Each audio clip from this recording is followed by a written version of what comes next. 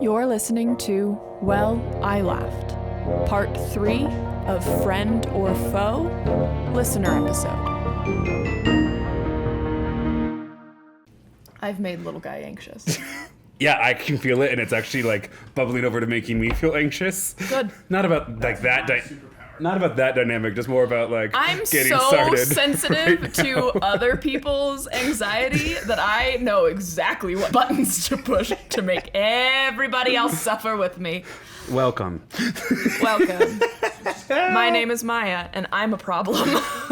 Okay, I actually think it's super funny how you turned that into a meme and then empowered our friends to use it. Hi, this actually was not at all on my agenda, and I even have a little notes app of things I want to talk about. So I send what is, I think, a cute little video to the whole friend group during a little vacation to wine country with the family, and Jacob hits me with a little gif of myself from the podcast going, because I'm a lot, and then has like sparkles around the word a lot. And it actually double hit me real quick before any other explanation happened. I went, oh my God, we have made it to iPhone images. And I immediately started searching. And so then there's a first initial professional disappointment of it like not being there. A second little like realization that you in your editing took the time to like sequester a series of footage and make it into a GIF and then empowered it to our tech friend to use it. I sent it to, here's what happened, I had to Google how to make a GIF because the options to export on Premiere Pro, it's like GIF and animated GIF. Which one is... It turns out GIF exports every frame by itself. Oh, so it's not like what it's I wanted. The girl with the triangle in her face. Yes, okay. An animated GIF is what it is, but it was still such a huge file that it took so long to send to Jacob that it sent the text of the message before the actual GIF, and the text of the message was like, I'm trusting you to use this at the most opportune time, and there was no GIF. Nothing. So I unsent the like text message, and I was like, I'll check back in a little bit once it's like sent because the file is so big, and then I like forgot, and then Jacob just like hearted the GIF, and I was like, oh shit, I have to explain He's this. such a homie. I know. Thanks. So I sent the text like, I'm trusting you to use this at the most opportune time, and he did. He really did. I so forgot good at about it timing it. until it reappeared in the chat. I think it was from a Patreon episode.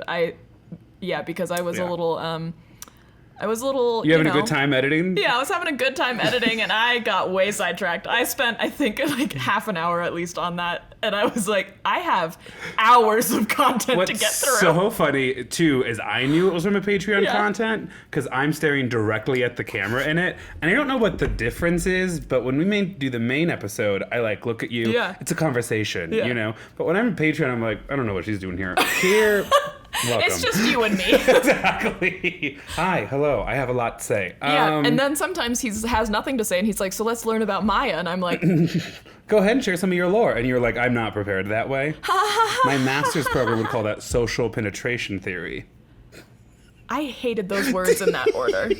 What's so fun, too, is that because no one else is getting a master's degree in the same program that I am, I can just say whatever I want. That's really true, actually. You and I weren't super close the summer and into fall of 2021 when I got my Subaru Crosstrek. So I think you heard about it a little bit. I did. But you didn't experience the day-to-day lived reality of some of our other friends. No, I experienced the live reality after you realized that you could do that with your Chase Sapphire Preferred card in thanks Europe. to my all-new 2021 Subaru Crosstrek and my Chase Sapphire Reserve card, I can go anywhere. I just need internet access on the first so I can pay both bills. Oh my God. I had something else to say on that. Oh, yeah, it was like, it's the guerrilla marketing from, what is it? Yeah, where we drop gorillas into yes, exactly. Nazi-occupied France. I think you're talking about, I want to say James and the Giant Peach, but that's not it. No, guerrilla marketing, it's from Community. where Britta and someone else, I think it's like another side character, get a job for guerrilla marketing, and I think it's for a Subaru, and they literally just stand outside the community college in their like outdoor gear and like, well, thanks to my brand new Subaru, and they're like throwing stuff in the Subaru, and it turns out they're getting paid to do that. No, that is exactly what a lot of our friends lived with for almost an entire year. And then eventually I gave up on the bit because like it had ran its course, and then it had really ran its course, you know? It's like the ship had gotten washed ashore and then it had gotten picked apart. And then I still didn't let Lydia eat in my car. Yeah, he still doesn't let anyone eat in his car, and I would be annoyed, but it is impressive that it still smells like a new car. It's impressively clean, and it's 3 years old. Yeah, because still. my car looks not like that. People are always like, but Grant, what do you do on your road trips? Big road trip coming up soon. Going to be talking all about it. They're like, what do you do on your road trips? I'm like, oh, out in the American West, the like last beautiful vestige of this country, I pull over to the side of the road, throw open the back hatch of my all-new 2021 Subaru Crosstrek, and eat goldfish out of it. Save me. Did you have something else you wanted to say? Or? No, not Fantastic, really. because Yeah. I have a lot on my mind, actually. Excellent. Mainly, how are you? Oh, okay. Okay. Got her. No, it's been good. It's been a good summer so far. Yeah. Do you know what time Old Navy opens every morning? 10? Yeah, so I completely forgot that it was a Friday and that not everyone's on summer break. So when I rolled up to this Old Navy at 9:50 this morning, going on a trip tomorrow, and I'm like, oh, I need some like more clothes for that, like a new outfit or two. I'm looking at this Old Navy and I'm like, that looks super closed. And I'm not going to go up to like the window and look at the times like an embarrassing nerd. So I look at my phone. Yeah, 10 o'clock. You want to know how I knew that? Because you worked at Old Navy? Because I worked at Gap, and they are owned by the same They people. are, actually. Turns out Yeah. my Old Navy rewards will work at the Gap, And too. Banana Republic. Okay, well, we all know I'm not shopping there, but yay! So anyways, it's been We can dream. It's been a really good day. Been a full day. Definitely been That's a full good. day, you know. That's great. Meant to do a lot of work at home. Yeah. I meant to do a lot today, too, and I ended up actually doing my job, which was fine. I actually needed to catch up on some stuff. Because today's Friday. Yeah, Yes. and I had to work Right. my 9 to 5, yeah, so. I mean, I drove 50 minutes to get here. It's not the same, but they're both important. I actually need to check my notes real quick. Okay. Yes. Okay. So, and I've been waiting to tell you the story. I'm excited. This comes from my family vacation that I just went on with my parents and my siblings partners. And so for those of you keeping track at home, only one not in a relationship on this trip, which is actually great because then everyone confides in you and you get like a real picture of what's going on. Yeah. Anyways, one of my family members is a bit more religious than I am. So imagine my surprise when we're at a steak restaurant chain called the Cattleman's Ranch, and they turn to one of my siblings' partners and they go, let's go ahead and pray real quick. Go ahead and take it away. And to you? No. Oh. To their partner. It's my sister. To my I was trying so hard. I know. My sister turns to her do. boyfriend and goes, take it away. And her boyfriend had not been prepped for that, had not been told that's what was about to happen. That's a really funny prank, though. No, it's super funny. And he's like, and I'm also shocked, but like in a gay way. Yeah. And so I immediately sense my opportunity and holding my sister's hand and my brother's hand goes, dear 5 pound, 6 ounce baby Jesus. From Talladega Nights, when they like pray over the KFC, the Will Ferrell, instantly. So that killed, and then my sister's boyfriend did pray at this Cattleman's Ranch, but then To each their own. Right, and then to each also sometimes like social norming, but it did mean that throughout the rest of the trip. The phrase "Robbie, take it away" became kind of like an inside bit, and so or later on in the trip, and my Do you parents. want that cut? Is that his real name? It is his real name. I don't think they listen to podcasts though. Are you sure? Yes. Okay. He was actually really curious as to about like the mechanisms of it, but They all are. they always are. That's how you know that they're not going to listen. They want to be curious. Right, and they don't know what to ask They content-wise. don't want to ask content-wise without feeling like they need to listen. So they're like, well, how do you How do you do that?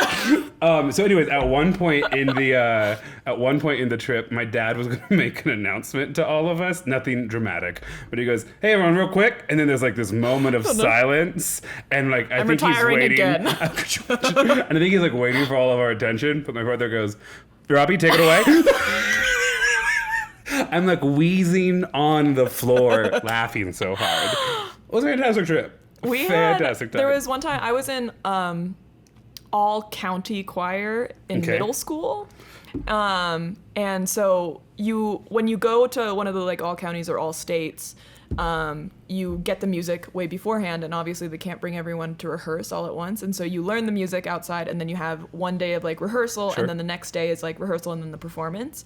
And so that's the only time you actually get with the conductor. And so the conductor we were singing a choral version, which was actually like pretty decent, of Feelin' Good.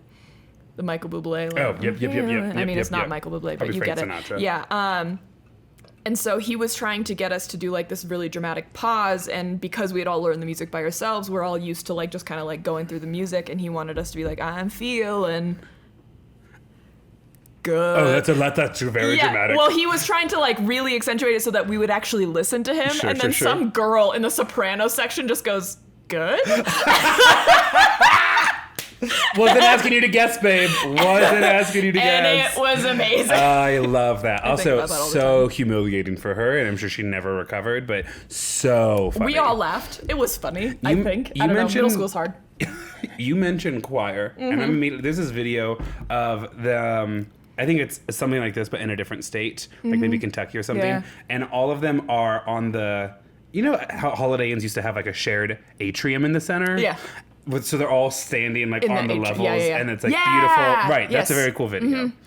When we were at an out-of-state trip with my speech team, one of my younger students had just learned how to make bird calls, and he was like, "Let me do it, mister, please, just 3 times really quickly, let me do it." And I'm like, "No, definitely not 3 times, no, none at all, absolutely not." And he goes, "Why, mister?" I go, "Well, 1, like that's not how you're supposed to use this space. 2, it's midnight 30, and so no one wants to be woken up by a bird on the inside. And 3rd, like this is exactly what people expect out of young people, like you keep to be it together. Annoying. Exactly. Like we're here to impress other people. Exactly. Like your judges could be here, and that's when he was like, "Oh, I don't want to wake them up." And I go, "Good. I'm glad that now consequence for you has carried the day." Oh my god. Love my job though still. Oh, someone did a dangerous thing and complimented a perspective that I had at work. Yep. And now I think I need to write a whole book. Yeah, I thought it would be nice. We get a lot of comments on Spotify that if you follow the Instagram, I posted a bunch of them a couple weeks back, and so I just haven't really been sending them to Grant just because I feel like he can see them if he wants. And also, like, a lot of them are just like generic, like, "Love you guys," and it's like that does make us feel really good. Like, keep doing that. But like, not everyone I'm gonna screenshot and I'm send also to you. infamously not super great at responding right away. Yeah, especially now when you're trying to do Victorian hour or something. Can explain that in a second. But someone today had a really nice comment to Grant that was just like, "Grant, like you should write a book about leadership in like teens and teaching because there's not a lot of niche books out there." And in my head, I was like, man, this is really gonna make him intolerable. He already really wants to write a book, and this is like probably the last thread he needed pulled before he writes it. 110,000%. Yeah, but I sent it to him anyway. I don't regret it. But if you get a book in the future, that's why. Here's the thing, and it's the aiming it towards the education field that's actually super impactful. Next school year, this August, will start my 10th year teaching. I know, and I'm only getting younger. Sure. Anyways, what I have learned most accurately about every public school system in America is that money is tight in some areas, but lush in others. And one of those areas is curriculum resources you can use for district trainings. And so if I can write a book that I can then get administrators to be like, this will facilitate a half-day PD, and I can charge $5 a book, like, I am sorry you have to read it. I'll think about you in Mykonos, right? Like, I'm going to go spend my money at the gay island of the Mediterranean. Yes, yes. So if you're interested in me speaking at your next PD meeting, go ahead and reach out to Reach out to Lydia. Well, I laughed pod at gmail.com. We're gonna cut her last name. Well, I laughed pod at gmail.com. All professional speaking opportunities for an additional double the price surcharge. You also can get Maia. Yeah, that seems fair. We'll handle registration and then I can do the yeah, I do have a speech written, so I guess. and singular speech written. I'm sorry, how many speeches do you have actively written in your Google Doc right now? I mean, is it my work document? 62. Yeah, that's on me. So life's great. Life's fantastic. I am footloose, fancy-free, really kind of stress-free, reminding me to remind you guys to become teachers and get a summer break because it's so good. I went on a hot girl walk today at 3, and it was fantastic. And he also went to Old Navy at 9 in the morning. And I ran a 3 hour practice session, did a whole grad work assignment, cooked myself a lunch. It's been fantastic so far. I mean, fair enough. What are you looking at? Sorry, I'm trying to find a very specific video, and if I can't find it, this will be the last thing I look at. But there's just a really pretty video of us, of the Colorado All-State Choir when I was in it, singing Happy Birthday, and I can never get it out of my head because it was like the most ethereal experience of my life because everyone just like did their own harmonies, and it was just like so pretty. But every time I look for the video and want to find the video to show someone, it's gone.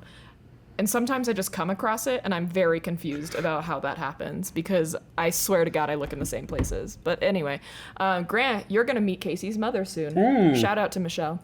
I wasn't sure if we were going to talk about that or not. Mm-hmm. I put it in a shared calendar with me and Jacob and Lydia and put it as dress shopping. And then in parentheses, not for me. Just like, you know. Just so you know. I just like, it's not me venturing into drag, though I have thought about it, decided not for me. I'm like not really into putting that much effort into my appearance. That's a lot of makeup. It is. And I'm not willing to shave the beard, but I do have the head for wigs. Everyone knows that about me. I have a perfect head for wigs. Talk to me about wedding dress shopping.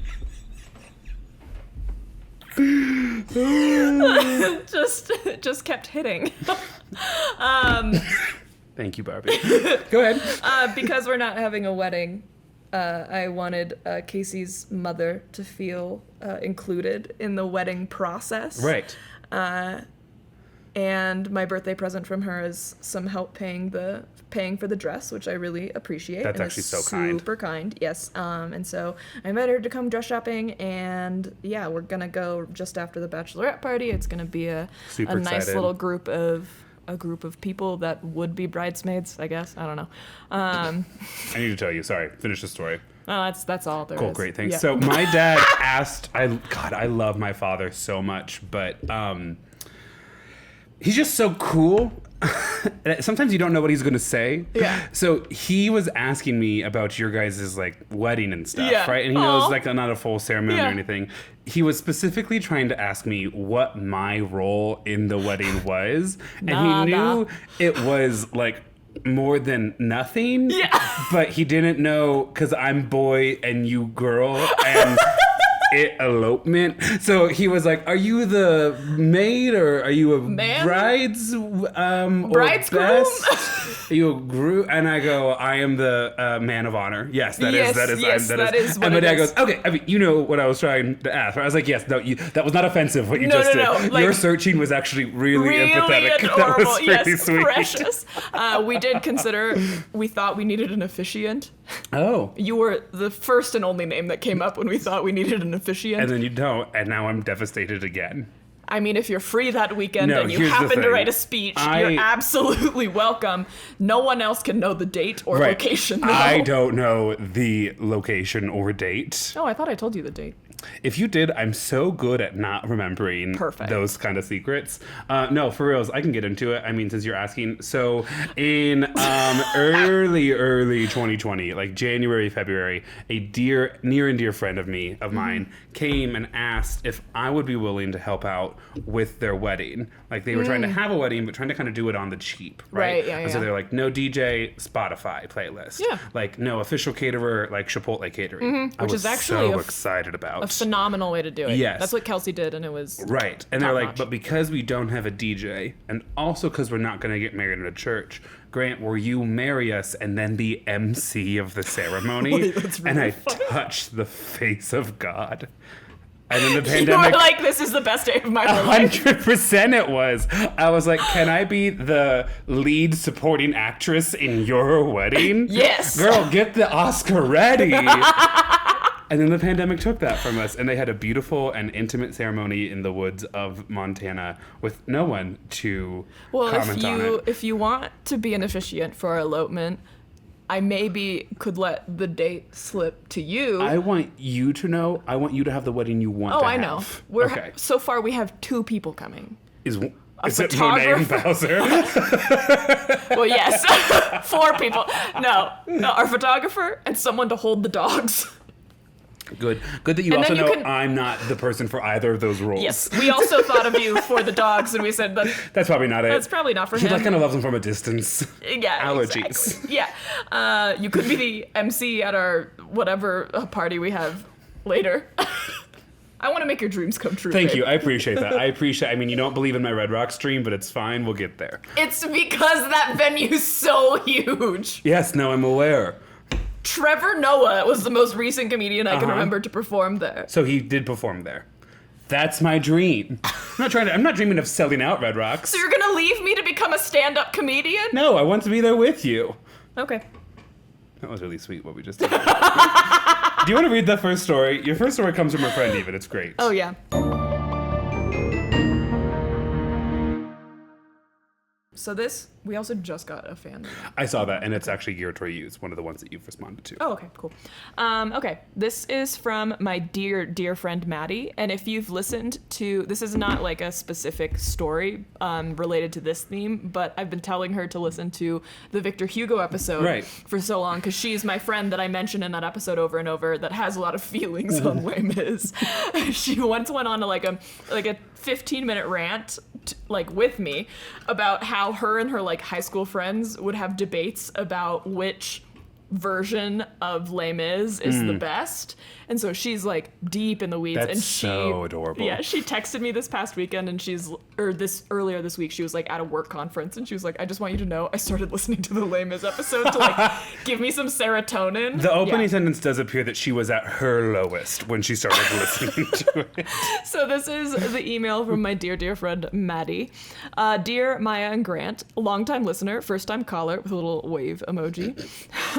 Well, call me part of the philosophical evangelical rat pack because That's a reference to what we say. Okay, I didn't at first. I was like, oh, didn't realize how philosophical the episode. Oh, right. Okay. Yeah, right. I said that. Okay, cool. I finally listened to the Les Mis episode, aka the Victor Hugo episode, and oh, what a ride. To paint a picture, I listened while trapped for 2 days on a work trip in the hellhole that is Florida. So morale was not ...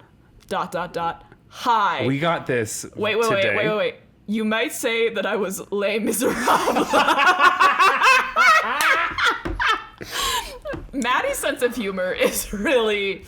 To be in Florida right now, the month of All June. of our Florida listeners, we love you.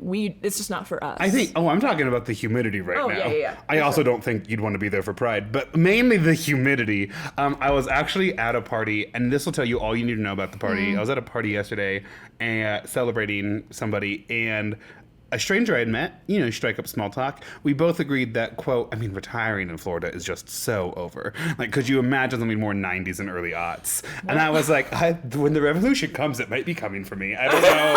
I don't know why I had such a strong feeling about that. But yeah, I feel like no one retires in Florida anymore. I wouldn't, after my parents did. That's probably not shocking anybody at all whatsoever, though. We are having to go north in the summer for your bachelorette party. I would rather to escape the heat. Yeah, I literally only visited my parents when they were in Florida once, and I nothing my parents aside, I would not go again. Like, literally just because of how hot it was. The fact that I had one family friend that moved to Florida and always were trying to convince my parents to move to Florida because she, I think, moved to Florida for retirement. And her argument was always like, well, in the winter, there's so many days where you can't even go outside if you, like, can't handle the cold. And I was like, what do you think Florida is? It's just the opposite season. Anyway, Maddie continues. Oh, right. Sorry. I forgot. Yeah. We were in the opening sentence. But one mention of Susan Boyle, one chorus of Do You Hear the People Sing, Do You Hear the People Sing, and correct review that when Anne Hathaway comes in, it slaps. It is actually the most emotional part. And like a lot of people die in that musical. Yeah. And when the ghost of that prostitute comes in, I'm like, everything matters. And so, roasting of New Jersey. I'm not sure if she's from New Jersey or has family in New Jersey. She's from that area, Yeah. though. Like anyone who can claim that they grew up looking at the Atlantic gets to be like, and New Jersey. Yes, exactly. Okay. And some roasting of New Jersey, parentheses, another hellhole, and 12 correct assertions that I was going to love this episode. She counted. Okay, and my frown was turned upside down. Yay! Victor Hugo was a wacky dude, but that he wrote the book that inspired some of the most bonkers beautiful music to have ever filled my ear holes means I owe him a lifetime of gratitude. You two have exquisite taste, and I'm grateful that you tackled the lamest musical universe. I'd like you to know that I'll be searching for oranges and Kirsch the second we land in Vancouver for a fun surprise bachelorette party game. Oh, my friends, don't ask me what your sacrifice was for. That's Love, after they all Maddie. get shot to death by the French army. I don't know if you remember that part of the musical. Well, once it rhymed enough, I figured it was from Les Mis. Yeah, so that's from Maddie. Maddie, I don't know if you listen regularly, but if you're listening to this, I love you dearly, and I'll see you very soon, probably. She's coming dress shopping with us. Amazing. Yes. As the man, which will happen after the bachelor. Yes. So, as the man of honor for the bachelorette party, there has been a full Google document sent out that's just labeled "Top Secret, Don't Tell Maia," and then so obviously Maddie's on that, right? She wasn't supposed to spill the part about the oranges and Kirsch, but that's fine. Whatever. She gets a pass. The email. Okay. Yeah. It was more implied than stated out loud, but that's fine. Whatever. The also, top. if you hadn't told me that that's what you were doing in Vancouver, I would have just assumed it was a reference to the episode. Sure, but she also says can't wait to do that in Vancouver. Yeah. Right. But like, as I would have thought it was a reference like, oh, I listened to that episode and that's when I know I'm going to be with you both next. Let's get oranges and Kirsch to replicate what Victor Hugo did. All I'm saying is you spoiled yourself. His fist is moving like in Pride and Prejudice. Okay, because now I need to tell you the full story. This isn't even the story. There's two stories. So I actually decided that we were going to do that when I read Maddie's email and then left it marked as unread. God. And then you were like, I'm going to read out Maddie's email. And I was like, why did you read it? And now I've just been pushing Maddie under the bus, not for spilling a specific secret, but for saying anything at all about the bachelorette party to you. Because and this was she came up with the idea. Yes! You were like, that's good. Let's do I that. want you to know that Oh while my God. honesty isn't my first instinct, it does arrive. Second, Really funny. at the top of the top secret, do not show Maia. Google Doc. I tried to put a GIF in there, much like you have learned how to do, and turns out Control-C, Control-V doesn't do it. No. And I wasn't willing to open up a new tab and figure it out. Yeah. And so, like, what ended up freezing worked, and it's Gingy from the first Shrek going, "Don't tell him anything!" Maddie loved Shrek. I want you to know. We've had several movie nights, and every time our first suggestion has been Shrek. Like, the name of the document is Top Secret Maia Bachelorette Party. The header is Top Secret Don't Tell Maia Anything. Later on in the body of the document, it's like Top Secret Don't Tell Maia Anything. But the only thing I think is really getting the message across is Gingy being like, "Don't tell her anything." I want you to know how deep my anxiety runs. No, it's all fun. Mostly fun. It's like half fun. No. My anxiety was, I had asked Aspen, I was like, just because I'm so anxious, you don't need to tell me anything. But has Grant sent you anything? And at the time, she was like, no, not yet. No, 100% had not. Yeah, and I was like, okay, cool. You had said I sent something out. And so I think today I was talking to Aspen about something else, and I texted her, and I was like, has Grant sent you anything? She was like, yes, but that's all I'm gonna say. You've instilled the threat. The other thing, I this vacation I keep mentioning, I did the complete like Victorian era go recoup your health by the sea thing, and just like stopped responding to all emails, all text messages, in a burst of enthusiasm early one morning, aka not yet awake enough to roll out of bed. I responded to like a week's worth of Instagram comments, and then left my phone in my room for 5 hours. That's good. To the point where when I called you, you were like, "What?" And I go, "I just haven't talked to you in a while. I was like, okay, I'm on a bike. Can we do this later?" So good, wonderful. I'm going to move on to mine. Yeah, that's fine. I love that. Oh, one more. I mean, yeah. Oh, I do have an update, actually. Oh, go ahead. What's the update? I have been taking horseback riding lessons, right, with my friend Tia. You were Tia. going to say horse tranquilizers. And I was like, Yes, that too. Wow. That too. Yeah, I've been really on the ketamine lately. You know I wouldn't judge you. I'm aware. I would judge myself a little bit. Here's the experience I have with ketamine. We're on a tangent from the tangent. It's not any experience I have taking ketamine. Is this something that we say on the Patreon? No, this is fully Good. like Okay, fine. sweet. My dear friend Aspen, the one that I was in Uray for her birthday, and the one that I've been like checking on me has Grant through. done it? Now that you have, Has he done his job? Okay, it's fine. Everything's fine. I'm literally driving to Vancouver for you. Have I done my job? Okay, but you're. Also Glacier. Yeah, whatever. In Seattle, 4th of July, and then New West Coast again. But it's fine. What were we going to say? Something about ketamine? Aspen, I was with her when she broke her ankle. Oh. And she, broke... Aspen's a human girl, in case you were wondering when we made the jump. Or a horse, since we're talking about horse. Well, I was going to get to that. She was bouldering, she fell from the top and broke both of the bones in her ankle. What was it? Yeah, so she was in a lot of pain, as you can imagine, as Grant is clearly... I don't know what your deal is. I need way more content warning if you're going to break things like that on this podcast. I could break your ankle. Do you want content warning? Because I don't think your PT's working all that well. It's working fine. I've run several times and nothing hurts. I, in fact, think I went 2 more times than I really needed to just because I couldn't say no when he asked if I wanted to schedule another appointment. Anyway.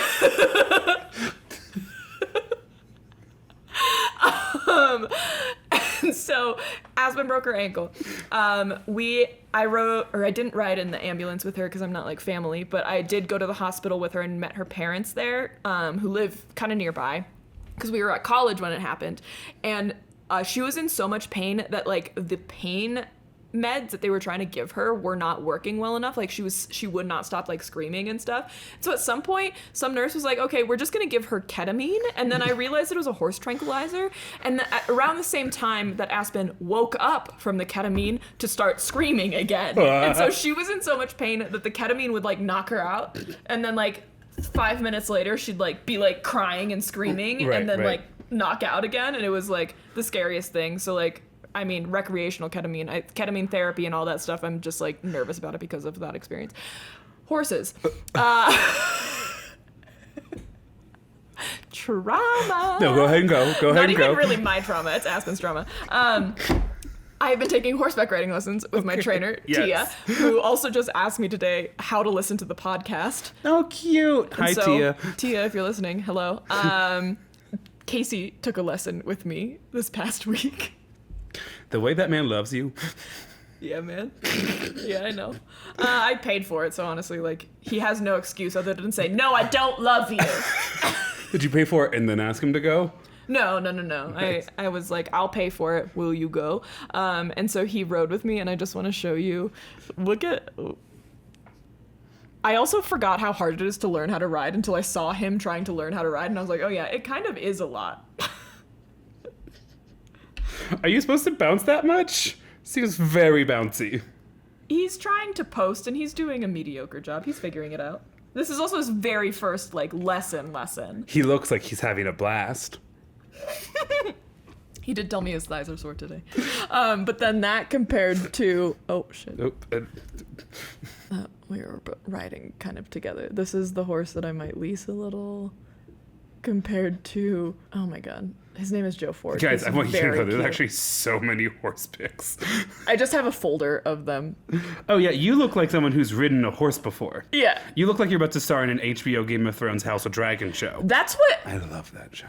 I am really excited. I think... Didn't it start this past Sunday? It starts maybe like in a day or two. In a day? It's like very much starting right now. You want to come over and have a watch party? We can have a watch party? Yeah, I do. Perfect. I mean, you're not going to be here. Right.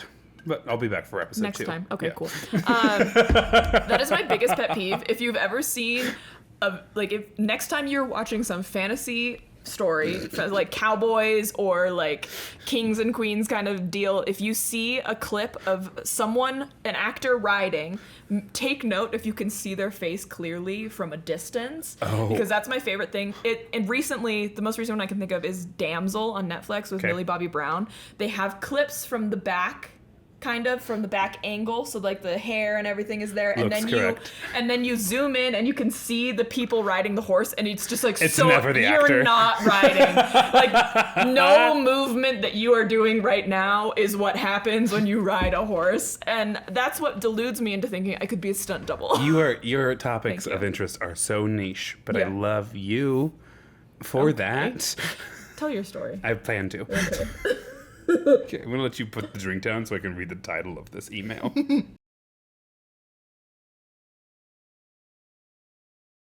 Someone died on a hill in my backyard. I love that.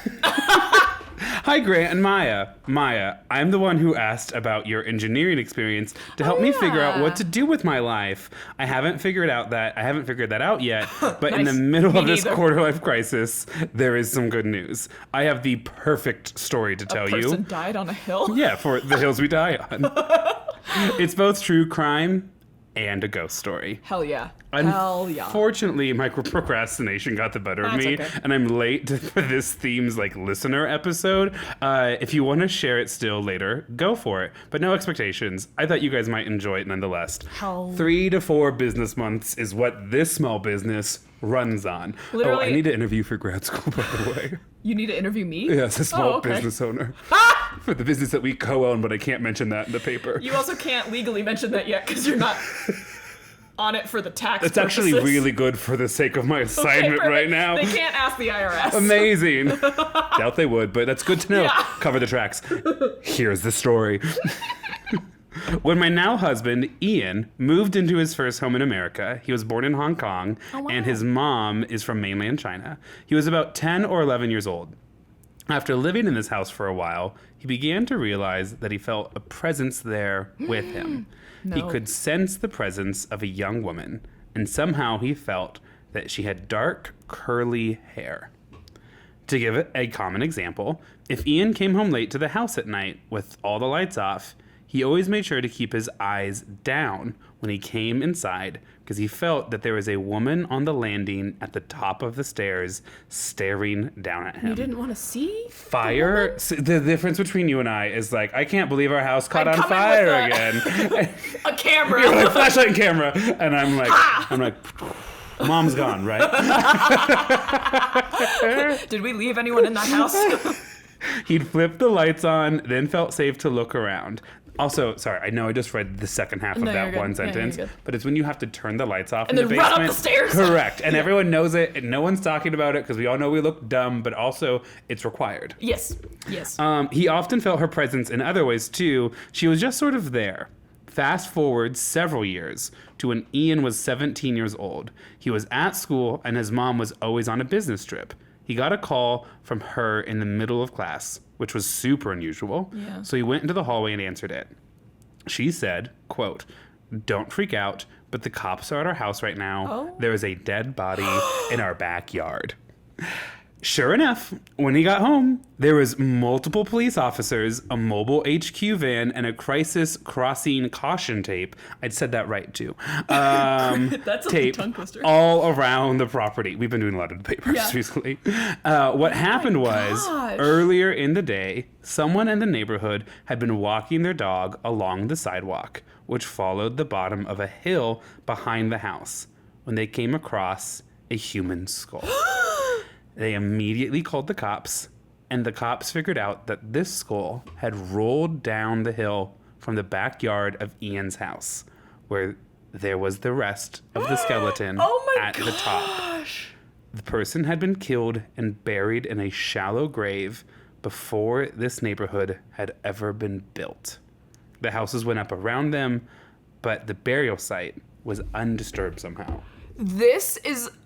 I am gripped. I need you to know. This is tickling all of the little things of my rat brain that are interested in true crime. I am so invested. And another great reason to not buy a new build. Look at those old homes. Kidding. Over time, the natural erosion of the hill had exhumed the remains until they were so exposed that the skull came loose and rolled down. Note, this burial site was behind a bunch of trees and bushes, so Ian and his mom never went back there. So they had never seen anything themselves until this happened. I'm actually pretty convinced we should use our taxpayer dollars as American citizens to just have, like, you know how there's, like, drug dogs at the airport or bomb dogs at the airport? We should just have cadaver dogs walking around every park all the time. Or pay teachers more. No, cadaver dogs. Well, you really worked through that, and then you decided, I'm not wrong. Nah. I feel like we would find a lot of dead bodies. Anyway. I don't even know what to say to that. Good. So I'm going to read this part. Yeah. Actually, no, in my neighborhood, my house was built, the street was built, but then like across the street, those were, that was an orchard for like another decade until it got developed as well. And so I just think that's really interesting. There's no other information some to real give bad news to tell you about orchards. Bugs? Kristen Smart. I don't know what that means. That's the cold case I mentioned in Scott Peterson. Oh, yeah. I'm pretty sure Paul Flores' family had some kind of orchard, and that's around the place. Well, it's super developed. Now? Yeah. So the police force was at Ian's house around the clock for several days while this person's remains were removed from the property. Her name is Teresa Rose Greaves. In 1983, she had recently moved from Utah to New Jersey. She told a friend she was meeting up with someone for a job interview. Instead, she disappeared. And 2 days later, she was reported missing.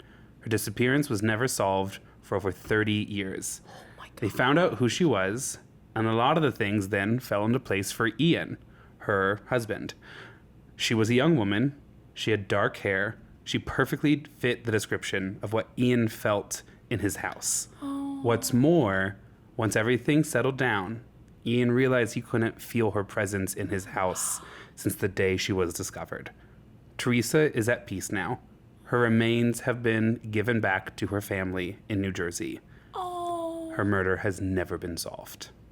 I have like goosebumps. I know. Oh my god. And then, because I'm always kind of hesitant to like name some of these stories, we then have 7 articles that they sent us. Yeah, you are a STEM girly, aren't you? 100%. Yeah. You guys have so much in common. Oh yeah. I've done few emails I exchanged with her, I was like, we're the same. I've done full episodes with fewer articles than what this listener story, which might not air in her first paragraph, she says, currently has. Yeah. That's Teresa's story. Tragic, unsolved, and very close to home. Yeah. I often think about her. You see why I had to share it. It's right Yeah. along the lines of the theme, and I trust you guys to treat her with respect. Thanks for sticking with me through such a long email. Again, I love the show. I look forward to hearing you guys every week. Hags? Have a good summer. Oh, great. Smiley face. And then there's the person's name, but we never got written permission to say it. Yeah. So. Did you never sign yearbooks with hags? No. That's the difference between. I think When that's I the was generational line. When I was signing yearbooks, I was publicly and socially straight. No, I know. Like in elementary school, we would Hags? all sign hags. That's how you knew you like weren't super close with that person. Like if you really were really close, you would write like a whole thing, and then if it was just like a quick thing that would be like, hags. And also one of my friends at the time, her name was Hagen. And so it was, I feel like she just thought it was funny. Hags, Hagen. Great. Okay, great. Good. Thank you, dear listener. That is gripping. I want you to know. I'm going to be thinking about, what was her name? Teresa? Mm-hmm. Forever. And also Ian, who felt her presence for so long. Felt the presence and felt like what she looked like. And that's, like, there's a lot of reasons to not believe paranormal stuff. It's right. Like I've stated many of them during the Jeff episode. Yeah. It's instances like that where I'm like, even if the paranormal isn't true, like, what is making people feel that? You know? Because Casey's family has similar stories of, like, their, I think, like, grandmother or something sitting on the stairs. My dad has a story. I think it's okay that I share it. Yeah. My dad said my dad and mom moved to Lincoln early on after high school when they were dating, but obviously still had family in the small town that we grew up in. Yeah. Well, not me, but like they grew up in. Yes. And Dad was saying one night he was making the drive either to that small town or back to Lincoln, and he had fallen asleep at the wheel briefly. And my dad, the way my dad tells the story, is he goes, I was woken up by the sound of my grandfather who had passed away. Yeah. And he just said, Greg, it's time to wake up. And he woke up. And he'd realized he'd fallen asleep, and then, like, obviously, like, lived and took care of everything, right? But I've always thought about that, right? That's crazy, I know. yeah. I have never had an experience like that. Maybe that's why I'm so deeply skeptical. It's also probably why you haven't had an experience like that. Because I'm so deeply skeptical.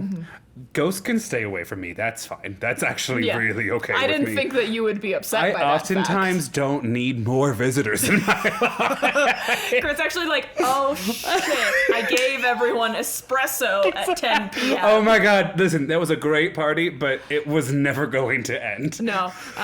Me, Casey, Kelsey, and Edgar were like, you guys are going to keep doing this for a while, so. It's midnight. We just made another round of espresso martinis, and none of us have thought beyond that. Beyond the espresso. It's a great time. You'd wanted to come.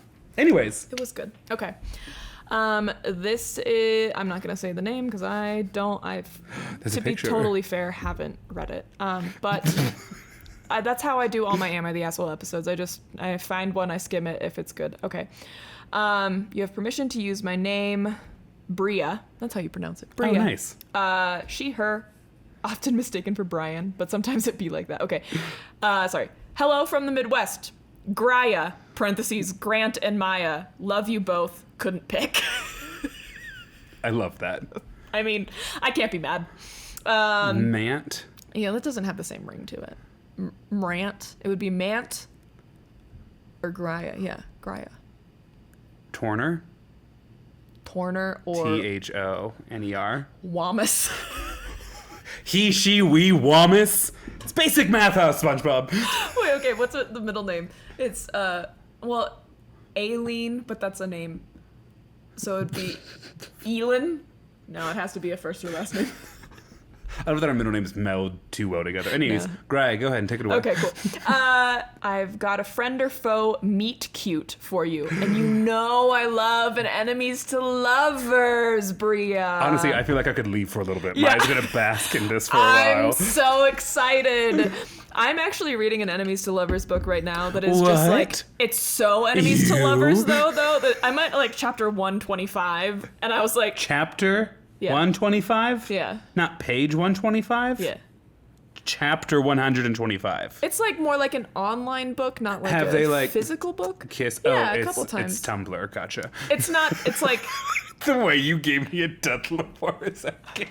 It's not Tumblr. Your girl doesn't have a lot of time right now. I want to ask, is the book even done? Or is it like posting new chapters? No, it's done. Okay. Yeah, it's done. Because that's a big risk I'm not willing to take. No, every time I see if a book's not finished, I'm like... I can't get invested this way. I can't get invested The book in I'm this. reading right now is kind of an enemies to lovers too, and they didn't kiss in their first opportunity, and I was like, I might walk away from this. I didn't, but now it's giving me anxiety for different reasons. That's fair. They all do. This one's just like, I'm so into the plot, which I wasn't expecting with this like online book that You're I like, found. enough with the filth. I want to see what happens in this society. I was like, I don't actually care about any of this. How does she get out of this situation? This is Jacob's review of that little dragon slut book that you guys were reading. And Jacob's like, I actually just kind of want, what is it, Sarah Jessica Moss? Or... Sarah J. Moss. Okay, so close. Yeah, you were really close. Jacob's reading it, and he was like, when do we get back to like the dragon battles? He just needs to read like Brendan Sanderson or like Game of Thrones. Okay, sorry. we're like 2 sentences Where in. are we? Yeah. I've got a friend or foe meet cute for you. Thank you. It's kind of a long story, but the ending makes it wholesome and worth it. But first, your roses. Coming across your podcast has brightened my Wednesdays. I also look forward to hearing what juicy story is coming up next, and I'm never not gagged at how outstanding you both do in your research. Hell's yeah, brother. Hell yeah. I went for a grab on his arm, and he went for a high five. It's fine. It's an audio platform. That's fair. Iconic. Thank you for pouring so much energy into a show that brings a lot of joy, sass, and fun facts. Story time. I'm 28 years old, but the story begins when I was in 5th grade. I moved around as a child, and during my 5th grade year, my family moved to a different town, and therefore I was once again the new kid. I grew up very shy. Spoiler alert, it was anxiety, as it was with a lot of us. You are not alone, Bria. And I found my escape through art and stories. One day, the entire 5th grade, which consisted of 2 different classrooms, got to submit a drawing for an Earth Day contest. I was so excited. I colored my little anxious, riddled heart and soul out until I created an adolescent masterpiece. Aw. Being very shy, I hadn't entered many contests before, but lo and behold, it was announced that I had won 1st place! And I was elated.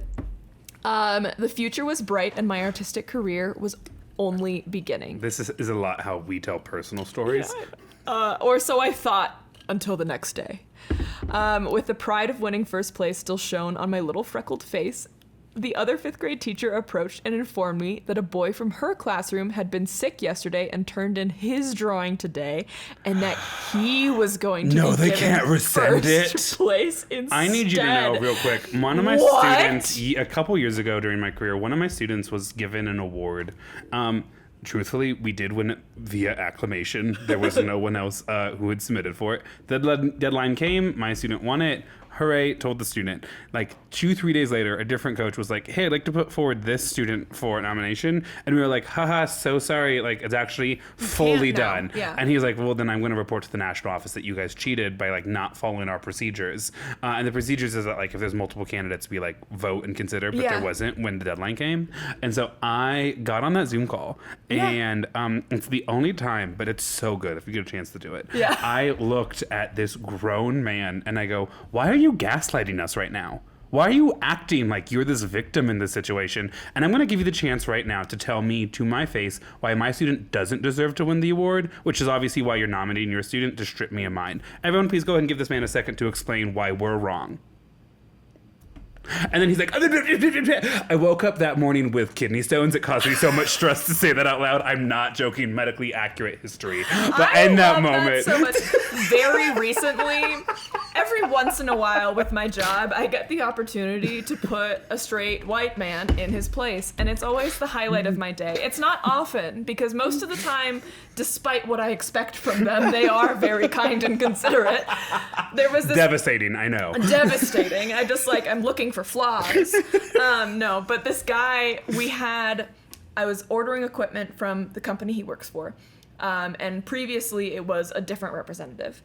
And then we didn't hear from them. The PO had been issued, so we had ordered the equipment. I had sent a bunch of emails to her saying, like, this is the address you have to send it to. Right. This is when we expect delivery. This is who you should contact with delivery. And, like, all of the stuff of her, like, agreeing, like, a total verbal, like, agreement, written, not verbal, but, like, a written understanding laid out within these emails.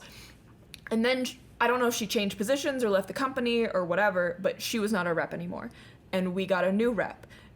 And I had to email them because their company kept sending us invoices. And we were like, none of this is in line with what we had agreed to previously. Right. Why are you sending us invoices? And so I hopped on the phone with him. And he was like, well, some of the numbers on the PO don't match the quote. And I was like, okay, tell me why you've been sending invoices. And he was like, oh, I don't know. I was just concerned about the PO. And I was like, I'll deal with that later. I'm okay admitting a mistake. First, we need to understand why you've been sending us invoices. Turns out, equipment had shipped to the wrong location. Oh. And I was like, you need to figure that out and figure out how you're going to get the equipment to the new location. Because that's not my job. Because that's not my job. Right. And then at the end of, he kept name dropping people at my client. Important. Yeah, he was like, well, I've been working with this guy, and I just want you to know that I'm higher up, so I've never actually, I don't have a ton of visibility on this. Sure. And I'm only doing this because I know so-and-so really well. And inside I was like, okay, so-and-so, who you keep name dropping, has only actually been at the company and in this position for less than 6 months. So that's really cute that you think you know him really well. And even if you do, you knew him in a different company. Right. And then at the end of the call, he was like, well, so anyway, back to the PO. And I was like, no, I'll deal with that once this is worked out. Right. I'm not issuing a new PO until this works out. I'm okay admitting that I made a mistake. You have not apologized. Oh my God, I had so much serotonin for the rest of the day. Anyway. Bria was talking to us. This is us, though. Bria, if you're now listening, thank you for waiting. We love you, and I'm sorry that I had so many thoughts. We have a leave her late. Yeah, okay, so... she had just been stripped of her award. Yes, just stripped of her award while still processing my new second place position through a quivering lip. I asked who it was. That's so sad. Can I at least know who beat me? And the name of that boy stuck in my mind all through elementary school and eventually middle school and high school. His artwork throughout school was phenomenal, 5th grade beef aside. I love a hater where it's like, God damn. They are actually killing really it right now. That's so healthy. Yeah. He's an incredible artist, and I did develop a distant crush on him, ? Okay. You bet your Hallmark ass I did. But we never had any classes together. We all want what we can't have. It's true. Truthfully, in a class of over 500, I didn't think he knew who I was. Little music note emoji. He was an artist. He was a theater musical kid. So he music department kid. Can I make it any more obvious? I love Avril Lavigne. Yes. And do you know who else does? My father, who can sing every word of Avril Lavigne's top 5 hits. That's really cute. I love that. We would sing it on our way to church camp in the summer. I'm not even joking. My God. And then we would on the way back sing it again, but this time stop at the chocolate factory in Greenwood. I am obsessed. Okay. And then she says, singing listener story. Fast forward to 2016, he sent me a friend request on Facebook, and we began talking a little bit. I had recently published my first book. Oh. Much like Grant soon, apparently. I think so. Curriculum requests. And we began talking a little bit. And he wanted to grab coffee together, buy my book, and talk about it. I thought it was very sweet, and we went out for coffee and ice cream a few times, but I never brought up Art Award Gate. Life got a little wild, and we both had our paths. We ran into each other once or twice in college, but most of our interactions were likes on Facebook and Instagram. Sure. Now in 2020... Those mean things, I want you to know. If you like someone's story, it's hot for you. Yes, it's true. I need to tell you about the time that I was mean to someone on Facebook. There's a lot of for as us. No. Oh, okay. No, it was in high school. I'm gonna trust you, but sorry, I ended continue. up going to prom with him senior year. Okay, now in 2020, just before the pandemic hit, I was a state away, and we started talking again. What blossomed over music turned into messaging every day and learning that he always remembered me because he thought I and my name were pretty. And then in parentheses, well, shucks. Southern, love it. Yes. Okay. I was staying with my mom at the time, and she saw I was hardcore smiling at my phone, so she asks who I was talking to. I said his name, to which she cocked her eyebrow and said, the kid who stole your art award? Moms remember everything. It's I'm sorry, I actually have forgiven you, but I cannot be with you because my mom knows everything, and while I can accept the public humiliation of my friends, I cannot walk into my mom's house. I also have to protect you from my mom, you know? Sorry, real quick. I do not do this often, but every now and then I'll have a kid, on the speech team, whatever, in the class, and let's say you're that kid. I'll be like, oh, hey, Maia, how things been? And you're just, okay. Oh, good. It's just, seem to be smiling at that phone a lot recently. Okay, mister. No, then they immediately tell. That's really and I think at funny. one time I found out one of my, at that time, sophomores was dating a former student, now graduated and freshman in college. Younger one was the boy, though, so it was better. Yeah, I know. mean, It actually does better, change but the not, dynamic. like, weirder, though. Yeah, Still super yeah. weird. He walks in, and I go, "Hey, real quick, can I ask, how long have you and so-and-so been dating?" And he goes, "Yeah, okay, you got us. Like half a year now, when she was still a student here." And I go, "Oh, wow, okay, cool." And he goes, "How did you find out?" And I go, "Right now. You admitted to me right now that you were." I had no proof except one slight inclination from something I'd heard you say the other day. And I was like, well, I mean, I'm bored. And also, they can't chaperone our overnight trips anymore. I mean, like, I love this and I love love. They actually are still together. It's super adorable. That's really it's like, I love love, but also I'm not going to lose my job so your No. girlfriend can chaperone you to state. But thank you for letting me know and trusting me with that information. That's really sweet. Okay, so the mom says... Right, we're in a relationship. Yeah, the kid who stole your art award. I started laughing, and I thought I'd ask him if he remembered Art Award Gate. To my surprise, he was mortified and had no idea what happened or had any recollection of an art award. He apologized for days, and we never stopped talking. We've been together now for almost 4 years, married for 1, shut and up. we have a little artist on the way. I Congratulations! almost never want that in my own life, but I'm just choked thrilled a when little bit. others Yeah. have that. No, same. I also have fully forgotten that this started off as a enemies to Enemies to lovers story. lovers. I should have seen this coming. Yeah. I'm sure all of the friend listeners to have. foe, foe to friend. Oh wow, this actually is really well timed. Right? Yeah. Yeah. Every couple has their story of how they met, and I love that we kept entangling in each other's lives. On the day of our wedding, I wrote him a letter, and I put it in the guy's dressing room at our venue so he could read it before the ceremony. I signed it with, "You stole my art award. Now I'm going to steal your last name." Why am I gonna cry right now? Mine never gets emotional. Really It's crazy. cute. I guess the moral of the story is that some 5th grade teachers are award stealers. Some foes may just turn out to be the love of your life, and the people who are meant to stay in your life will always find a way. Thank you both so much for being 2 incredible hosts. I hope you have the best summer with laughter and sarcasm. Bria, P.S. Here's a silly picture from our wedding day that I thought you 2 might enjoy.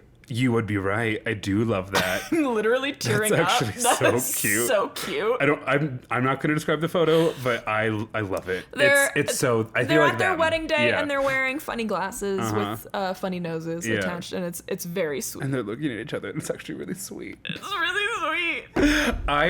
Someone on. Thank you so much, Bria. That was such a good story. It was a fantastic story. It was well written. was like very well a lot written. of you guys who listen in are better writers than us, which is always a little Which is, intimidating. yeah, unfortunate. It also reminds me of a For story. me. So an acquaintance, I think because they're a listener of the podcast or however, is on my personal Instagram Mm. account.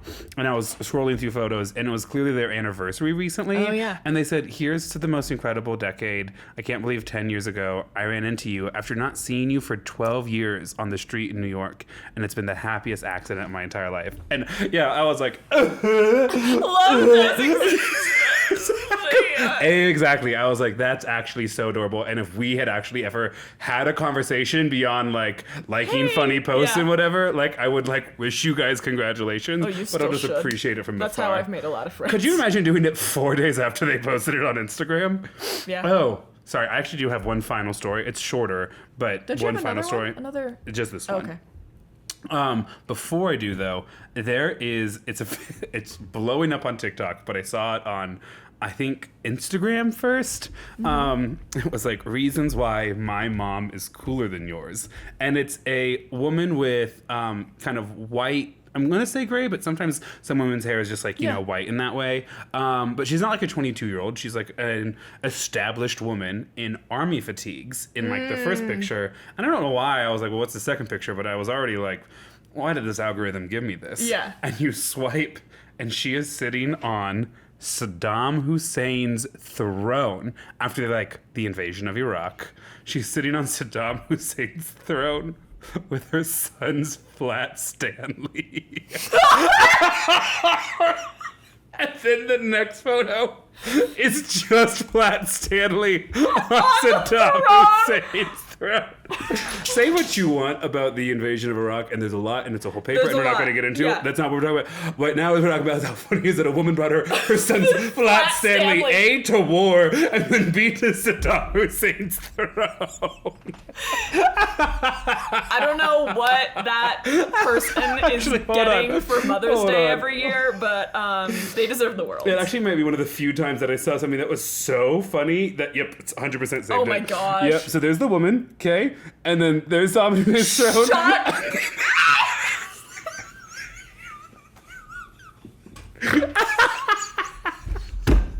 Also, I don't know. It's so funny that every school had the Flat Stanley project, but clearly everyone's was different. Because in my elementary school, you had to lay on a sheet of paper and someone traced you out, and your Flat Stanley was your size. Yeah. That's pocket size Stanley. They're so little. That's foldable in a wallet size Stanley. I love that someone took the picture. I love that she had to ask someone to take the picture of her. I love that then she had to be like, wait. And then put the Flat Stanley there. Also, this is, like, I don't think you guys appreciate, this is pre-cell phones. There has to be an actual, like, camera to take these photos. But best of all is the teacher who then got those photos as the kids' Flat Stanley project. And had to be like, wonderful, Mark, thank you so much. Like, imagine being the kid who does their Flat Stanley presentation after Saddam Hussein's throne Flat Stanley. And it's just like places around town. Exactly. This is the Denny's my family goes.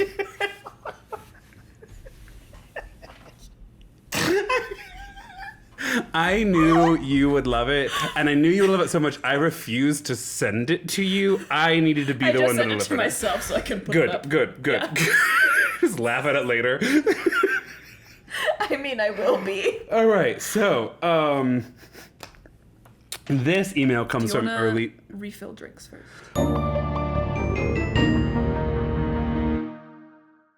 Texture is consistently changing. It's really good. Cereal? And you give me shit for pouring milk first? That's like, why I do that. Keep it all crispy on top. It's just, it changes too frequently. Upsets me. This next email I don't like is it. titled, What's in the Bag? Said like Brad Love Pitt in the you. movie Seven. It starts off right away. Okay. Hi, friends, and then in parentheses, avoiding contributing to the Grant first or Maia first discourse. But well, you just said Grant first. Exactly. Yes, good. Exactly. It's fine. Good, excellent, good. Good. We're all on the same page. My name is Jane Doe. Doesn't say it in the email. And does it say at the end? I can! Yay! Okay, great. My name is Rachel, and I work at a science museum in North America. I work in their zoology department and help contribute to their growing collection of specimens used for scientific research. Wow. When we get vouchers, aka animals, that have passed on and have been donated to our institution, they go into a labeled bag and are put into a sub-zero walk-in freezer until we're ready to process the animal. Back in the day, we would take donations from the public too. And then parentheses, for obvious reasons, we don't do this. Yeah, I can imagine. This leads me to my favorite photo I have ever taken. 99.9% sure it's a dead bat. Oh my god! It's labeled on the bag. It's just a picture of a bag. You can't see anything. And written in Sharpie is 99% sure it's a dead bat. I just kind of love the idea of being like, because I want to know what, I mean, I don't want to know, but I do want to know. But also, like, what was the 0.01%? That's what I want to know. What was having you hedging on this entire experience to where you're like... I feel like a bat is pretty obvious, right? I also feel like the back is pretty obvious. So they go, so we are only 99.9% sure it's a bat, or 99.9% sure it's dead. Which of the two? Exactly. Hopefully you get it's a 99.8% chance it's both. Hopefully you get a chuckle out of this. Until next time, Rachel. That is hilarious. I just love their sign off, which is a PS. PS, you can share my name, this photo, etc. anywhere. I'm positive this won't get me in trouble at work. We love that. I love that. bet. That's so funny. The Sharpie label, I used to work at like a genetic testing company for a while. That's the exact same thing we would do. Every year at the end of the school year, each grade level gets assigned a different community area to clean. Right, yeah. And I don't mean like, oh, the kids left the cafeteria mess. It's like bulletin boards outside the gym, whatever. A couple of years, the grade level team I've been on has been assigned to clean out the fridge. And I've been at the school for 8 years. So for the first year or two, there was like a real attempt to like get everyone their things. And then something so horrifically molded was found that it actually fundamentally changed the way we clean out the fridge. Now, the morning of the clean out, like when we're all wrapping up the school, a G-chat gets sent at 8 a.m. and goes, if you even think you have something in the fridge, come get it. Now. Anything in the fridge at noon, including like lunch boxes or anything, just gets getting thrown away. We're not messing with this. We're certainly not unzipping it. Yeah. And I had a coworker. She doesn't teach anymore. She now makes money in a private sector job, but she was famous for just being a workhorse. Burnt herself out. Could talk on that for days. And that meant she would just kind of eat lunch at her desk, but rarely had time to finish lunch, which is fine if it was like classic teacher lunch, which was of course a salad, but it wasn't. It was instead just unresealable packets of tuna. And we're pretty sure one was open on March 13th, 2020, when we all skedaddled out of there. 99% sure it was tuna. And dead. Exactly. Wait, is this chicken? Oh my God. When I used to work at that genetic, it was like a cancer testing company, but we would like had to have like DNA samples frozen, right? And so there's 2 levels of frozen. There's like the frozen 1 and then frozen 2. They're turned frozen. Exactly. There's the normal freezer temperature, and then there's like the sub-zero freezer temperature that's like -6 degrees Celsius, and that's located in a special area of the place. You would have to like walk all the way kind of across the building to get to it.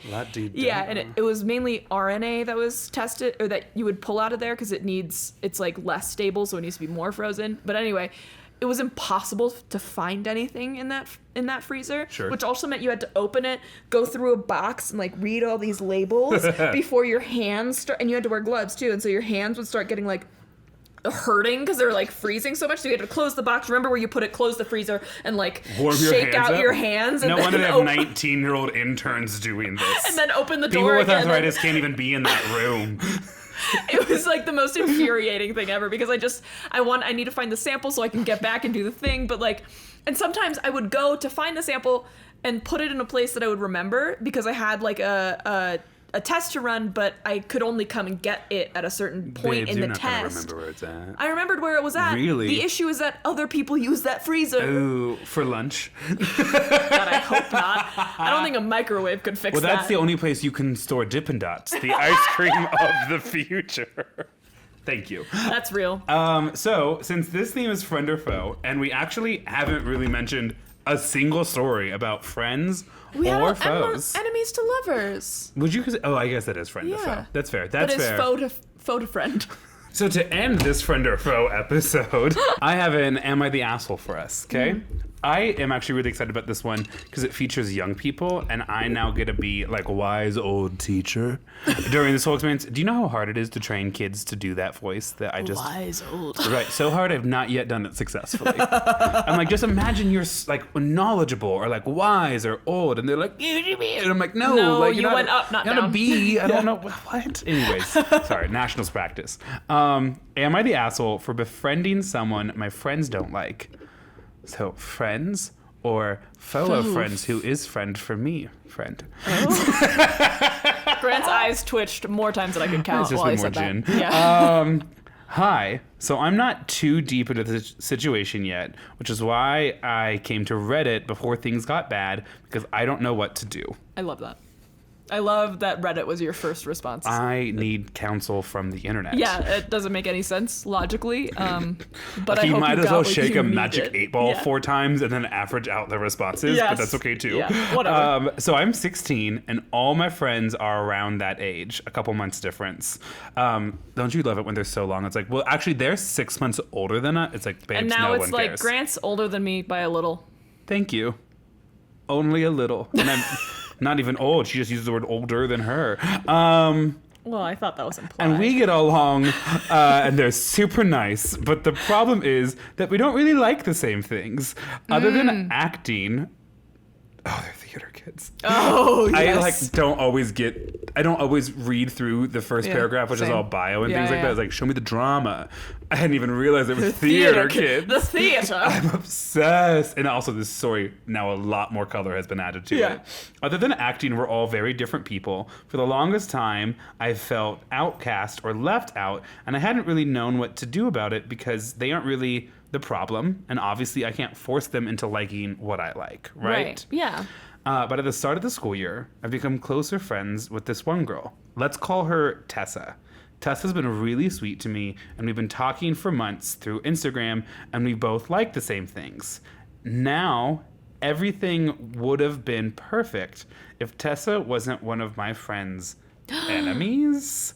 First off, author, clearly you're in love with Tessa. Like, let's just go ahead and put that out there just right kiss. away. Yeah. Like, just a little bit, and then, like, maybe that becomes something, but knowing high schoolers, it's actually just going to be, like, weird and let you know a lot about yourself but it's going to result in, like, a rejection of everything that's happening around you, and then you'll feel weird, and then it'll be a really funny story in college. So either that was personal story for Grant or something he witnesses every day. Either way, I feel you can trust him. I was around a new coach, like a brand new baby coach, 22 years old, the other day, and I go, I was giving this speech to my seniors who was like in the midst of working through their summer fling. And I was like, babes, don't even worry about it. You're going to completely forget about them when you go off to college, have a terrible time. Yeah. And you're going to come back that Thanksgiving break and you're going to see each other at a party and you're going to be like, oh, hey, like, how have you been? How are you? And you're going to like kind of rekindle things because like winter break feels like a promise, but it's not. This is just a hiatus. And at the end of it, you're going to realize that you're better off for having left that situation than you were before. And then second semester of college is going to work out really well for you. But you get this one really cool moment where you get to step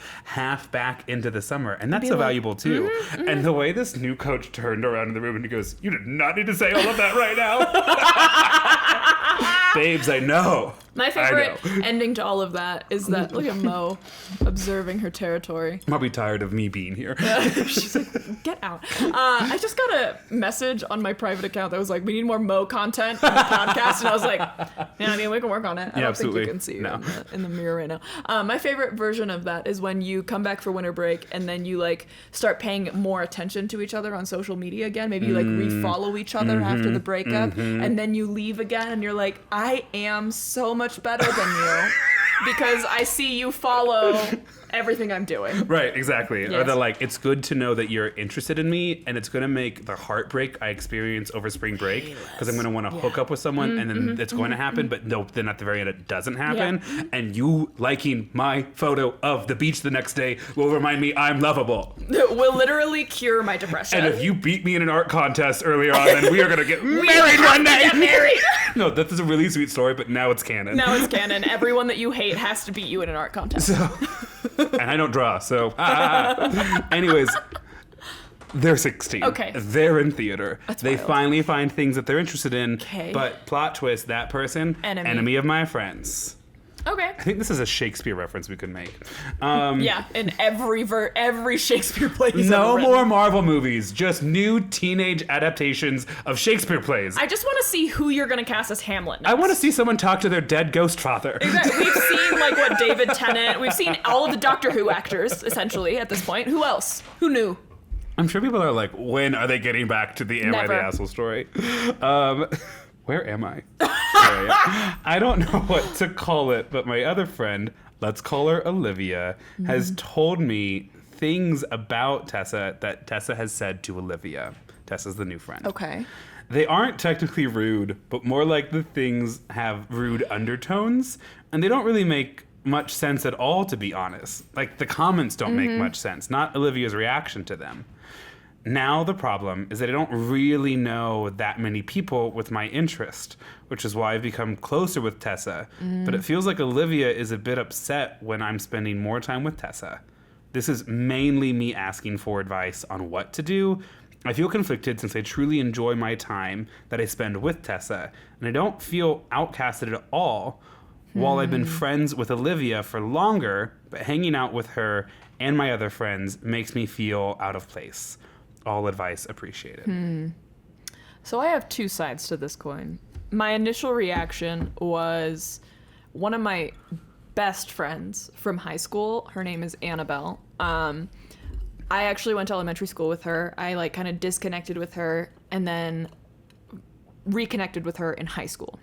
And the reason we kind of disconnected is because I was friends with some people that she was not friends with, and that's fine. There was never any falling out between us. It was just like, those aren't my people. Annabelle's Right. very like decisive. Like, if I'm not gonna waste my time on you.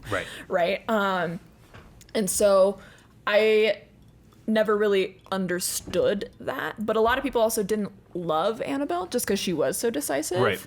And then once I kind of realized that the people I already was hanging out with at the time were actually like kind of using me and like not being super kind to me, I became really close with Annabelle, and Annabelle taught me a lot about myself. I was definitely a lot more shy and anxious before I became closer with Annabelle, because Annabelle was just so much like, girl, like, you're better than that, and also like, I've known that so-and-so Right. is not worth the time of day. So many people have been burned by this person. I'm not even messing with it. Right. And so there's that side of it where like, you don't know if Tessa's maybe just been kind of ostracized because she's blunt. Right. Right?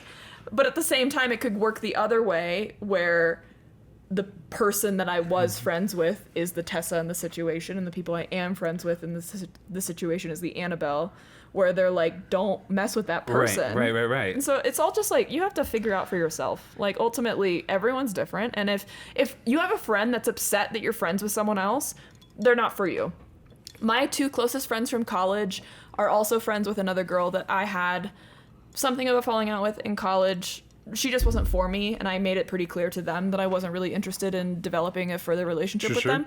My two college friends still spend time with her. Right. And that's fine. And I think me and this girl know that, like, we're not Super close. compatible, you know? But I still spend time with my two friends. And it's like, lay your boundaries. But if you have friends that are like, well, I'm not going to be friends with you because you're friends with so-and-so. Right. That's discounting who you are as a person, not who they are as a person, you know? It's also, so I think one of the things that I really cued into as like conversations I've helped young people navigate is the issue around time allotment. Yeah. Right? It's like, I think my current friend, in this case Olivia, is upset that I'm not only that I'm hanging out with Tessa, but that in me hanging out with Tessa, away. right? And it's so funny to watch. I mean, it's funny because like the stakes are zero. The stakes are zero, especially as a teacher from your little perch, watching all the social dynamics happen.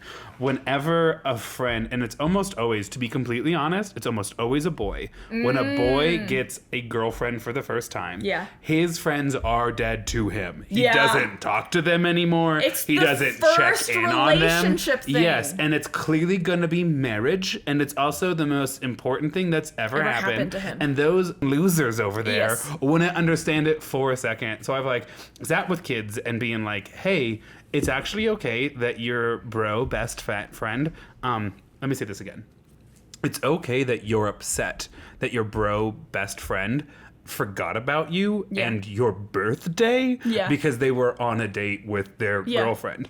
I know you are trying to be like a champ for your friend and happy for them, but being happy for them means they're in your life. It doesn't really look like it's happening right now. So it's okay if you're like upset and then also are undermining how you feel about that situation, because you're like, why would I be upset that my friend's with somebody, right? And if you communicate, hey, I'm not asking you to break up with this person, but I miss spending time together, and if that doesn't change anything, well then, babes, that's what she wrote. That's what she did, you know? Yeah. And so I've seen a lot of that, like how do you balance time? I also get a lot of kids coming back, like their first semester into college, and they'll be like, you'd be shocked, like me and Maia aren't friends anymore. Shocking. And it's like, how wait, what? Proximity changes things. The person who shared the first two letters of their last name with your last name, was it your best friend forever? That is literally the girl that I was friends with in the story.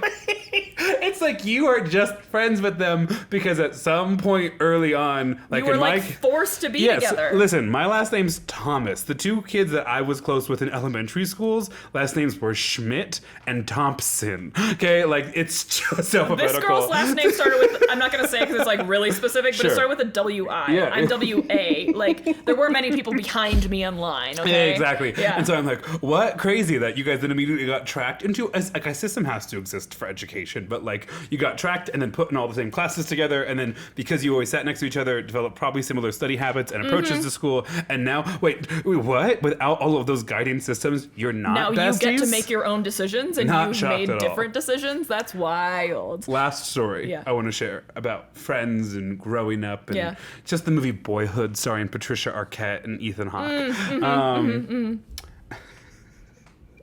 I really hit my groove in high school. Right. Speech and debate helped me come out of my shell. Believe it or not, I actually had quite a shell for a little bit. Helped me come out of my shell. I immediately had like a huge group of friends just because of the team. Not because I was friends with all of them, but it's like we're on this, much like if I'm in a theater production, suddenly there's 80 people I know I could talk to. Is that shell now, like...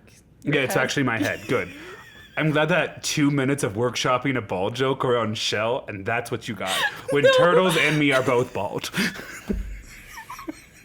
thought of it a while ago, and then you just kept talking. Okay, so anyway, in middle school, I was friends with a group of kids that were kind of like essentially, well, if we're all on the island of misfit toys, we might as well hang out together. Like just kind of like the remainder of the other social groups that had formed, Right. and like weren't particularly athletic or whatever things drive social groups in middle school. Yeah. I hold no animosity to them. We were all just kids, Yeah. In middle school. But I was at one of their houses. They had invited us over for a Saturday night hangout. It's like Saturday mid-evening hangout, right? It's like 5, 6 p.m. And they're just playing this grotesque, like, monster sword fighting game or whatever. In their, like, unfinished basement where we're sitting on, like, pillows we stole from the couch upstairs. And that's a cool thing to do for, like, a little bit. But I don't really like watching the game. And I'm Yes. so bad at it, they're not really giving me a turn. Again, no hate. I get it. I did the same thing in high school. And they were like, we should have a sleepover so we can play this all night. And in my mind, I was like, I will run away. And so I was like, for sure, guys, let me call my mom. And I want you to buckle up for what to say next. no. I call mom and I'm like, hey, is it okay if I like spend the night at, give me a boy name. Daniel. Is it okay if I spend the night at Daniel's house? And my mom, such a champ, so loving, so wonderful. She goes, yeah, sweetie, that sounds great. And I'm like, and I go, okay, so it's okay if I miss church in the morning? And my mom immediately knew knows what what was you were going getting on. on. I can't say what I want to say, which is like, come get me. And that people are listening or Yeah. within earshot to Yeah. listen. And so she goes, oh, no, I'm sorry. Yep. Totally forgot it's Saturday night. You do need to go to church with us. So is it okay if I swing by and pick you up like in 30 minutes? I go, yeah, I guess. All right, I'll see you soon. Sorry, friends, I can't. Teresa's such a homie! She says it in the car ride home. She goes, I knew right away once you mentioned Once you church that you didn't want me to say that. I never fought going to church in the morning, but I was never like, Mom, Dad, Let's go to I think church." you didn't hear the bells, you Yeah. know? Such a homie. You wanna Such know a homie. what made me distance myself from this one friend? Give me a girl name. Lydia. I'm kidding. kidding completely. Let's pick an actual Ellen. Ellen. Okay, so Ellen had been a really good friend. I also went to elementary school with Ellen, and I had been really close friends with her at that point. We went to different middle schools, went to the same high school. I got my learner's permit before she did, and my driver's license, I guess. Yeah, so my driver's license, and obviously I wasn't allowed to drive with anyone, but she lived on my way to school, and she was pretty close to school, so she asked me if I could pick her up, and it was technically illegal for me to do that because it was in the first 6 months of me having my driver's license. And so, don't tell my mom. I don't know if she knew. I don't know if I ever told her this. I probably did. My mom at this point, I'm pretty sure, didn't like Ellen for like some random reasons that happened in elementary school. My mom was oftentimes always right about people, which was... That's so tough. It's so tough So because I wanted hard. to be like, Mom, you just don't understand me. And then like 5 years later, I'm like, well, okay, you were right. Okay, wow, saw right through him. Yeah, like you also like then she doesn't have the reason to be like, oh my god, I'm so sorry. Are you okay? She just is like, I knew it from the moment she ordered at Chili's. You should have listened to me. I actually feel like I have that read now a little bit. Yeah, I'm like, that's a weird pairing happening over there. Anyways. Yeah. And so Ellen, I would drive her to and from school oftentimes. And her mom knew that I was driving her to school. Her mom was super chill. I actually still really like her mom, but it was homecoming my junior year, I think. And so we had a half day, the day of homecoming, for like the parade, or there's like a festival, or I don't know, whatever. And so she asked if I could drive her home. And I was like, oh, I like kind of wanted to stay for like the little thing. And she was like, well, do you mind like driving me home? And I was like, I guess. I was like in the car, and then she came to the car with me. She was sitting in the passenger seat, and she was like, oh, do you mind if like we actually drive so and so and so and so too to my house? And I was like, I mean, sure. I'm not gonna say no in front of them. Right. Yeah. And so I like. But now you have 3 stops to do. Yeah. Well, no, all to her house. Oh. And so I think there was 3 people additionally that we were taking. So my entire car was full, hella illegal now. And so I drove to their house. We hung out for a little bit. So they do invite you inside. Yes. Okay. But so her house, you're able to like kind of get up on the roof. And so. Hell yeah, brother. Yeah, I know. So we were all on the roof, just kind of like sitting and talking. And at some point, Ellen goes to the other side of like, it's a slanted roof. So she goes up and over to the other side. And everyone's kind of like, okay, whatever. Maybe she just like needs a minute. And then she like comes back over and like calls one of the people. It's 4 of us now. She calls one of them, and they go over, and then they sit for a little bit and talk. And I'm like, maybe she just needs to talk to them. And then she ends up calling another person over, and then another person over. So now I'm alone, and I wait for her to call me, and she never calls me. And so the way I would become a villain, the way I would villain origin story this moment. You drove her and her friends there. And then I got up and was like, Ellen, I'm leaving. And she was like, oh my God, are you sure? And I was like, yeah, bye. And so I like cried the whole way back to school so I could go to the thing I initially wanted to go to. And the way Annabelle was there with open arms to be like. She like mouths, yeah. She's Annabelle was like, I knew it, come here. So good. Yeah, thank you. So good. I love that. I love that we're ending this whole friend or foe thing. With how we became foes. Also, I was going to say friendship, but that's just kind of overcook, undercook here. Yeah. That's fair. I think that was good. That was a good episode. I think this was, especially for a listener episode, a lot of fun stuff here at the end. Yeah.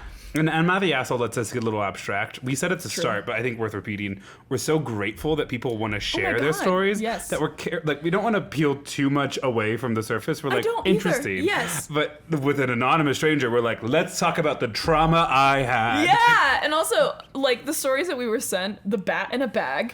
99% sure it was a bat. We need to make sure we're accurate. And then, we're about to record 2 Patreon episodes, and I have to remember that that's not canon for the first one. It's canon for the second one. Yeah. Thank you guys so much. If you would like to follow us on social media, please do. You can message Grant and I on there or on our personal accounts, I guess. We're Well I Laughed on basically everything. We post our visual episodes on YouTube, Well I Laughed, and then if you want more content, we're Well I Laughed Podcast on Patreon. And if you would like to send us your own stories, as you can see, they can be related to the theme or a past theme or no theme at all, and we'll still probably read them. We'll definitely read them. I don't know if we'll read them on the podcast, but either way, let us know if we can use your name, and let us know what your pronouns are if you do want us to use your name. And Thank you. Thank you so much. We're wellalaughedpod@gmail.com. I don't know if I said that. Anyway, we have merch that is probably going to be released. It's probably out by this point. Probably, because we're just now waiting for the samples to come in so we can have photos of it. It's ready to go. I did work on vacation. He did. I love how we're doing this after the announcements. Yeah, it's fine. But yeah, that link will be in our bio somewhere. Anyway. Do you want some cheese? Yes, I do. Okay, bye.